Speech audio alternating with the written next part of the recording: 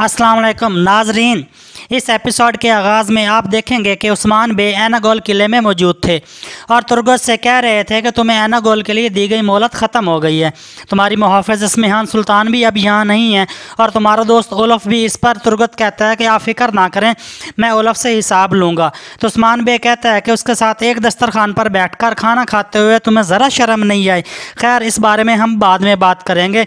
अभी एक और मसला है। कोनिया में मंगोल वालदा सुल्तान के हिमायती हैं और अब वो हमें तोड़ने आए हैं। तो तुर्गत कहता है कि एक और मुसीबत आन पड़ी है। तो उस्मान कहता है कि मुसीबतें कम भी कहाँ हुई थी।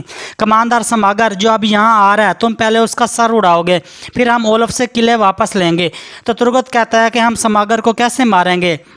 तो उस्मान कहता है कि ये काम तुम करोगे, सुल्ताना के साथ तुम्हारा इत्तेहाद ऐसा करेगा। तो तुर्गत कहता है कि बताएं, मैं सुन रहा हूँ। उस्मान कहता है कि सुल्तान मसूद मेरे हाथों में है। तो तुर्गत कहता है कि मैं जानता था कि आप कोनिया से खाली हाथ वापस नहीं आएंगे। तो उस्मान कहता है कि अब तुम वालदा सुल्तान को बताओगे कि सुल्तान मसूद मेरे पास है, मैंने उसे गार में रखा हुआ है। तुम उसे बताओगे कि हम हरकत कर रहे हैं और वो समागर को भेजेगी और जब वो आएगा तो मैं उसका सर उतार दूंगा। तो तुर्गत कहता है कि समझ गया हूँ। इसके बाद जब से वहाँ सरदार सारे वहाँ से चले जाते हैं तो उस्मान तुर्गत से कहता है कि तुमने मुझे मेरे मुश्किल तरीन वक्त में अकेला छोड़ दिया। तुम्हारी वजह से मेरे बहुत से सिपाही शहीद हुए, मैंने कई तलवारें खो दी और फतह के कई ख्वाब मंसूबे तबाह हो गए। और अगर अब भी मैं तुमसे बात कर रहा हूँ तो वो सिर्फ इसलिए कि मेरा मकसद मेरे गुस्से से कहीं बड़ा है। तो तुर्गत कहता है कि मैं जो भी करूँगा उसी मकसद के लिए करूँगा। तो उस्मान कहता है कि ख़त्म करो इसे। इस पर तुर्गत कहता है कि यकीनी है कि फ़तह हमारी ही होगी। इसके बाद उस्मान वहाँ से चला जाता है।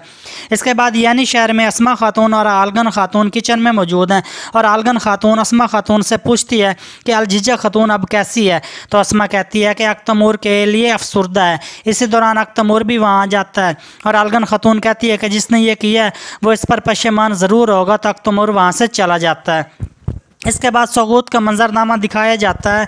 तुर्गत और सुल्ताना वहाँ मौजूद थे।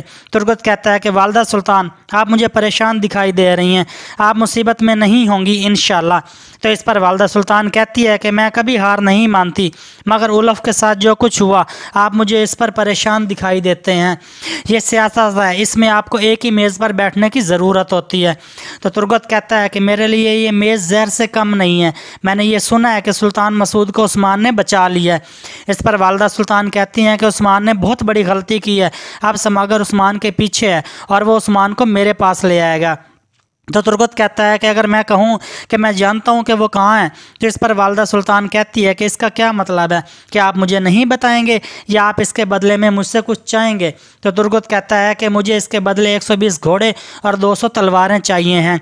इस पर वालदा सुल्तान पूछती हैं कि क्यों, कि आपको किसी ख़तरे का सामना है। तो तुर्गत जवाब देता है कि ख़तरा किसी भी वक्त आ सकता है और आप ऐनागोल किला भी उलफ को दे सकती हैं, तो हिफाजत अच्छी चीज़ है। इस पर वालदा सुल्तान औचा को कहती हैं कि तुर्गत साहब को 120 घोड़े और 200 तलवारें दे दी जाएं। फिर तुर्गत वालदा सुल्तान से कहता है कि उस्मान साहब और सुल्तान मसूद एक गार में छुपे हुए हैं और वो सुबह होते ही वहाँ से निकल जाएंगे। तो वालदा सुल्तान कहती है कि तुम्हें ये सब कैसे मालूम हुआ। तो तुर्गत कहता है कि इन तमाम सालों में उस्मान के साथ शाना बशाना लड़ने के बाद कुछ जानने के लिए कोई ख़ास ज़रूरत नहीं थी। पहले मैंने सुल्तान मसूद के बारे में सुना और फिर गारों की तलाश की तो वो वहाँ थे। इस पर वालदा सुल्तान कहती है कि आपने 120 घोड़ों के बदले उस्मान को धोखा दे दिया। जिस पर तुर्गत कहता है कि उस्मान की हैसियत 5 घोड़ों के बराबर भी नहीं है और इसके बाद तुर्गत वहाँ से चला जाता है।